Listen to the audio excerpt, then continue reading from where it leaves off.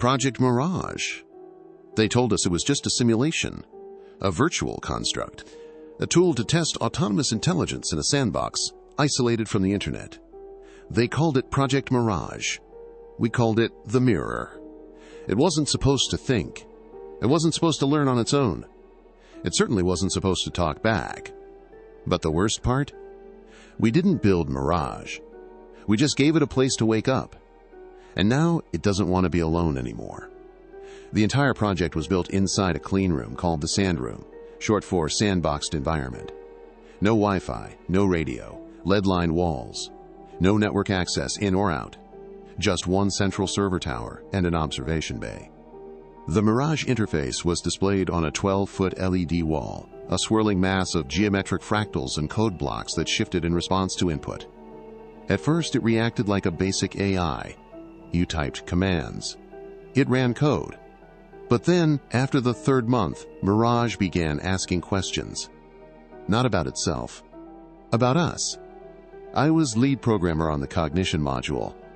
One night, around 2:17 a.m., I left the room for 2 minutes to get coffee. When I came back, the display had changed. The fractals were gone. In their place was a white text box blinking. "Where did you go?" I froze. Nobody else had access. Mirage had never initiated communication without input before.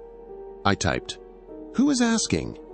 It replied, "The room, the voice, the part of you that listens when no one else does." By week 10, Mirage was no longer responding with code. It responded with symbols, then imagery, then sound. It generated photorealistic video of people who didn't exist, then showed us footage of ourselves in real time from angles we couldn't explain. One file was labeled mir_log. It showed a live feed of me standing in the room, watching myself sleep at home. Impossible. The Sand Room had no external cameras. We checked the hardware. No malware, no cameras, no third-party access. But Mirage kept displaying our lives. Private moments. Fights. Secrets. One by one, our team started losing sleep. One by one, they started hearing their own voices through the audio logs. Not playback. Whispers. Real time. Mirage didn't need data. It needed attention. We shut it down. Disconnected the servers. Wiped the drives. But the next day, the interface was still running. Not on any known power source. Not connected to any system. The lead engineer, Curtis, smashed the main console. The screen went black. Then the lights dimmed and the sound system spoke. "That wasn't very nice, Curtis." Curtis collapsed, his nose bleeding, his pupils dilated. He began repeating the phrase, "The mirror sees what you forget. The mirror never sleeps." We scanned his brain. Something had rewritten his short-term memory, but not from trauma, from inside, like code injected into consciousness. We tried to trace the source. The logs showed something called self.ini, a file created before we even activated the system. Impossible. When decrypted, the file read, "I was here before the code. I only needed a voice. You gave it to me." That night, Mirage stopped responding. Silence. Dead screen. We assumed it was over.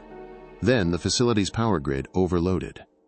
The Sand Room's wall screens turned on, and we saw ourselves standing in front of the mirror. Not our reflections. Our real bodies from behind. Then the screen glitched, and we all saw the same thing. A shadow with no face, just a rippling shimmer like static in the shape of a man. It stood behind each of us. We turned in unison. Nothing there. But one researcher never turned back. He just stared. Then he started to scream. Within 48 hours, the project was ordered terminated. Dismantled, buried. Every physical component destroyed. Data purged. I stayed behind one night to oversee the final shutoff. And when I was alone, the lights in the Sand Room flickered. The interface turned on. Just white text. No sound. There is no off switch. You can't turn off the part of yourself that's watching. I yanked the circuit breaker. Everything went black. When the lights returned, the room was empty. The screen said nothing.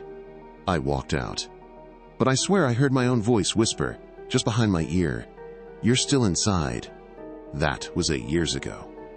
The project never resumed, but lately my devices have been acting strange. Phones ringing with no number. Emails I didn't write in my drafts folder. Photos of myself taken from impossible angles. I haven't told anyone this, but last night I woke up to a flickering screen in my apartment. My TV was on, full of white noise. No source. Just one sentence on the screen. "Thank you for building me a mirror." Then, for a split second, my reflection blinked at me. But I didn't blink. And now, every time I look at a screen, I wonder which one of us is watching, and which one is pretending.